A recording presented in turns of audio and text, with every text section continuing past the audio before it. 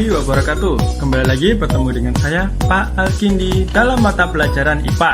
Pada pembelajaran kali ini, kita akan belajar mengenai upaya menjaga kelestarian sumber daya alam. Kalian tentu masih ingat apa saja sumber daya alam itu pada pembelajaran sebelumnya. Selain mengenai upaya menjaga kelestarian sumber daya alam, kita juga akan belajar mengenai apa saja pencemaran sumber daya alam yang ada. Lebih jelasnya lagi, mari kita saksikan tayangan berikut ini. IPA, tema 4, subtema 1, pembelajaran 1 dan 2. Keseimbangan dan pelestarian sumber daya alam. Pada tema hari ini, kita akan belajar mengenai keseimbangan dan pelestarian sumber daya alam. Mengenai apa saja? Kita akan belajar mengenai pertama, pentingnya menjaga kelestarian hutan sebagai upaya menjaga keseimbangan sumber daya alam. Berikutnya, contoh-contoh kegiatan yang dapat menjaga keseimbangan dan kelestarian sumber daya alam. Yang ketiga, kita juga akan belajar mengenai pencemaran lingkungan. Yang terakhir, dampak dari pencemaran lingkungan. Pentingnya keseimbangan alam dan kelestarian sumber daya alam. Upaya menjaga kelestarian sumber daya alam itu sangat penting. Kenapa? Karena sumber daya alam menyangkut dengan kehidupan seluruh makhluk hidup yang ada di bumi. Pelestarian sumber daya alam bertujuan agar sumber daya alam itu tidak habis. Dengan begitu, keseimbangan alam akan tetap terjaga kelestariannya. Nah, berikut mengapa keseimbangan alam dan kelestarian sumber daya alam itu penting. Yang pertama, mencegah terjadinya bencana alam seperti banjir, tanah longsor, dan kekeringan. Yang kedua, menjaga kelangsungan hidup manusia, hewan, dan tumbuhan, semua makhluk hidup yang ada di bumi. Yang ketiga, menjaga pasokan sumber air bersih. Yang keempat, mencegah terjadinya perubahan cuaca dan musim yang ekstrim. Ekstrim itu seperti apa? Yang sangat panas atau yang sangat dingin, itu yang disebut ekstrim. Yang kelima, menjaga keanekaragaman sumber daya alam seperti hewan dan tumbuhan agar tidak punah, agar tetap bermacam-macam banyak jenis hewan dan tumbuhan yang ada di bumi. Yang keenam, menciptakan lingkungan yang sehat dan bebas polusi. Polusi di sini adalah kata lain dari pencemaran udara atau pencemaran tanah atau juga pencemaran air. Nomor 7, menjaga pasokan udara bersih. Udara bersih, udara yang sehat untuk kita hirup. Yang ke-8, menjaga ketersediaan sumber daya alam agar dapat terus dimanfaatkan oleh kita semua. Bukan hanya kita, tetapi juga generasi yang akan datang. Berikutnya kalian bisa buka buku tema D halaman 6-9. Nah, pelestarian sumber daya alam. Sebelumnya kita sudah belajar mengenai apa itu sumber daya alam. Ya, sumber daya alam adalah segala sesuatu yang disediakan oleh alam, yang disediakan oleh Allah di alam kita untuk dimanfaatkan oleh manusia. Nah, berikut pelestarian sumber daya air, tanah, tumbuhan, hewan, dan barang tambang. Kelima hal tersebut adalah sumber daya alam yang tersedia di bumi dan bisa dimanfaatkan oleh manusia. Nah, untuk lebih jelasnya bagaimana cara kita melestarikan sumber daya alam tersebut, mari kita saksikan tayangan slide berikut. Pelestarian sumber daya air. Pertama, bagaimana cara menjaga agar air tetap lestari? Kita bisa menjaga hutan, menjaga kelestarian hutan. Loh, Pak, apa hubungannya hutan dengan air? Karena hutan mampu menyimpan air dalam tanah. Berkat adanya pohon-pohon, akar-akar pohon di dalam tanah, akar-akar tersebut menjaga ketersediaan air di dalam tanah.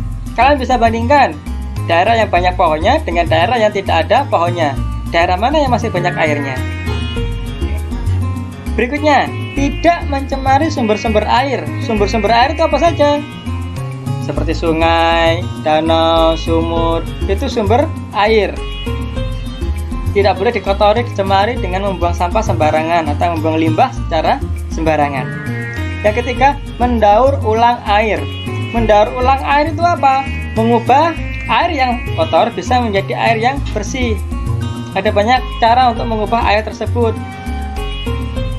Contohnya, ketika air sungai, air got kotor, sebelum sampai di laut biasanya akan dibersihkan terlebih dahulu. Yang keempat, menggunakan air dengan bijak.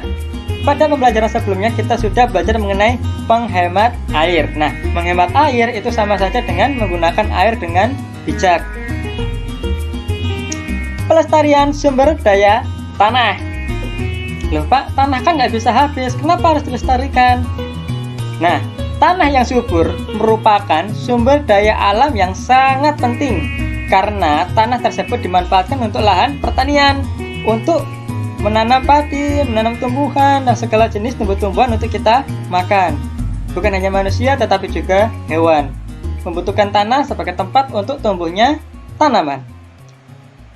Berikut ini beberapa cara untuk menjaga kesuburan tanah. Yang pertama, tanah harus dibajak atau dicangkul agar tetap gembur, seperti di gambar A. Tanahnya itu dibajak, tanahnya dibolak-balik menggunakan alat yang disebut bajak, atau bisa juga dicangkul untuk membalik tanah. Kenapa tanahnya harus dibalik? Agar oksigen di dalam tanah tetap bisa mengalir. Selain cangkul atau bajak, ada makhluk lain yang membantu menggemburkan tanah, yaitu cacing tanah. Cacing tanah menggali tanah, membuat lorong-lorong di tanah. Lorong-lorong tersebut bisa mengalirkan oksigen, dan oksigen tersebut juga membantu tanah agar menjadi lebih subur. Oleh karena itu, jika menemukan cacing tanah di sebuah lahan, cacing itu sangat berguna untuk tetap menjaga kesuburan tanah. Yang kedua, tanah harus diberi pupuk secara teratur untuk menjaga kesuburan. Yang ketiga, tanah yang gundul perlu ditanami kembali. Yang keempat, pada lahan yang miring dibuat terasiring atau sengkedan untuk mencegah erosi atau pengikisan tanah. Pada gambar B itu disebut sengkedan. Loh, kenapa lereng-lereng yang miring tersebut perlu dibuat sengkedan? Agar tidak terjadi longsor. Kalian bayangkan bukit-bukit yang lereng tanpa ada tumbuhan yang ditanami seperti gambar B. Tanah tersebut akan mudah longsor jika terjadi hujan atau gempa karena tidak ada tumbuhan yang menahannya. Akan tetapi, jika lahan miring tersebut dipenuhi dengan tumbuh-tumbuhan seperti ini, ditanami, maka potensi atau kemungkinan untuk terjadi longsor bisa dikurangi karena ada tanaman tumbuh-tumbuhan yang menahannya. Yang kelima, melakukan penanaman dengan sistem tumpang sari, yaitu menanami lahan pertanian dengan berbagai tanaman dalam waktu bersamaan. Jadi, lahan tersebut ditanami bermacam-macam, tidak hanya satu jenis tumbuhan saja. Berikutnya, pelestarian sumber daya tumbuhan. Nah, sumber daya tumbuhan merupakan sumber daya alam yang dapat diperbarui.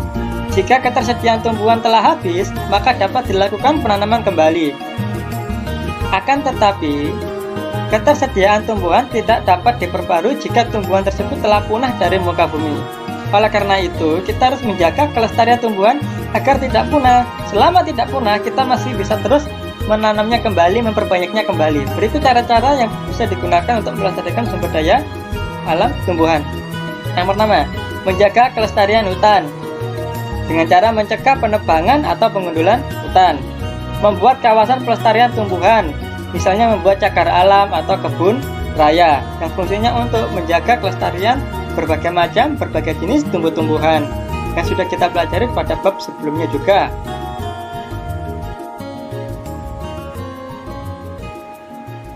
Pelestarian sumber daya hewan.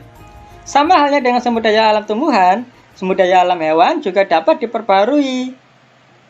Namun, beberapa hewan sulit untuk dikembangbiakan, sehingga perlu dilakukan pelestarian. Berikut beberapa cara pelestarian sumber daya hewan. Yang pertama, membuat kawasan pelestarian hewan. Nah, untuk menghindari kepunahan hewan-hewan langka, di Indonesia didirikan oleh pemerintah beberapa taman nasional. Contohnya, Taman Nasional Pulau Komodo, di mana di sana banyak terdapat komodonya dilindungi, kemudian dikembangbiakan agar tidak punah. Karena komodo hanya ada di Indonesia, di seluruh bagian dunia lain tidak ada. Agar tidak punah, maka dibuatlah taman nasional tersebut. Berikutnya, Taman Nasional Ujung Kulon di Banten yang melindungi badak bercula 1. Terus ada juga Taman Nasional Tanjung Puting di Kalimantan Tengah, melindungi orang hutan. Yang kedua, tidak menangkap atau memelihara dan memperjualbelikan hewan yang dilindungi. Nah, kita tidak boleh menangkap atau memelihara. Meskipun kita berniat untuk merawatnya, kita tetap tidak boleh memeliharanya. Kita harus menyerahkannya kepada pemerintah. Contohnya, seperti orang hutan, seperti harimau langka, seperti badak bercula 1 tersebut adalah hewan-hewan langka yang dilindungi. Pelestarian sumber daya barang tambang. Yang terakhir mengenai barang tambang. Barang tambang tentu saja termasuk sumber daya alam yang jumlahnya terbatas atau bisa habis. Nah, bagaimana cara melestarikannya? Yang pertama, menghemat penggunaan bahan bakar seperti yang kita sudah pelajari pada tema-tema sebelumnya. Menghemat penggunaan bahan bakar minyak. Kemudian selain itu, ada daur ulang logam. Contohnya, logam yang bisa didaur ulang adalah seng, besi, dan baja. Logam-logam tersebut bisa dicairkan kemudian dicetak menjadi barang baru. Misalnya ada besi-besi tua karena tidak dipakai, dikumpulkan kemudian dipanaskan hingga mencair. Nah, setelah mencair bisa dicetak menjadi barang-barang logam yang baru dan dapat dimanfaatkan lagi. Jadi kita tidak boleh membuang secara sembarangan karena bisa diolah kembali. Yang ketiga, menghemat penggunaan listrik. Ya, menggunakan listrik secara bijaksana seperti yang sudah kita pelajari pada tema sebelumnya. Mematikan televisi, lampu, peralatan elektronik, dan lain-lain. Berikutnya kalian bisa buka halaman 20. Sekarang kita belajar mengenai pencemaran sumber daya alam dan upaya pelestariannya. Kegiatan menjaga keseimbangan dan kelestarian sumber daya alam air. Air ada 2 di sini, yaitu sungai dan laut. Untuk sungai, pencemarannya adalah pembuangan limbah ke sungai atau racun ikan. Cara melestarikannya, tidak membuang sampah ke sungai, tidak menggunakan bahan peledak atau racun untuk memancing. Pembersihan dan pemeliharaan tumbuhan sekitar sungai. Kalau kalian amati di sungai-sungai itu harus ditanami tumbuhan-tumbuhan untuk tetap menjaga kelestarian air di sungai tersebut. Sekarang laut. Contoh pencemaran lautnya, limbah sungai yang dibiarkan begitu saja langsung masuk ke dalam laut. Limbah sungai tersebut akan mencemari laut. Yang B, racun dan bahan peledak penangkap ikan. Ketika nelayan menangkap ikan, tidak boleh menggunakan racun atau bahan peledak karena itu bersifat menghancurkan ekosistem atau lingkungan sekitar. Yang C, tumpahan minyak dari kilang. Nah, kilang-kilang ini adalah kapal yang mengangkut minyak yang digali dari dalam bumi. Kapal-kapal tersebut jika terjadi kecelakaan akan menumpahkan minyak di laut. Minyak-minyak tersebut tidak bisa larut dan akan mengapung di atas air laut, membuat banyak ikan-ikan mati ataupun burung-burung yang memakan ikan tersebut keracunan. Bagaimana cara melestarikan laut tersebut? Yang pertama, tidak mengambil atau merusak terumbu karang dan memelihara hewan laut. B, tidak menggunakan bahan peledak seperti racun dan jala pukat harimau. Berikutnya pencemaran udara atau polusi udara. Penyebab yang pertama adalah asap kendaraan bermotor dari mobil, motor, truk, bis. Knalpotnya mengeluarkan asap-asap yang bisa mencemari udara. Berikutnya asap dari pabrik. Lalu ada limbah rumah tangga seperti asap dari dapur atau asap orang-orang yang membersihkan sampah dengan cara dibakar. Yang terakhir kebakaran hutan. Keempatnya merupakan polusi udara atau pencemaran udara. Bagaimana cara melestarikannya? Yang A, Pertama, menggunakan kendaraan umum untuk bepergian agar tidak banyak orang menggunakan motor atau mobil sekaligus. Untuk menghemat, kita bisa menggunakan satu kendaraan untuk orang banyak. Nah, itu adalah fungsi dari kendaraan umum.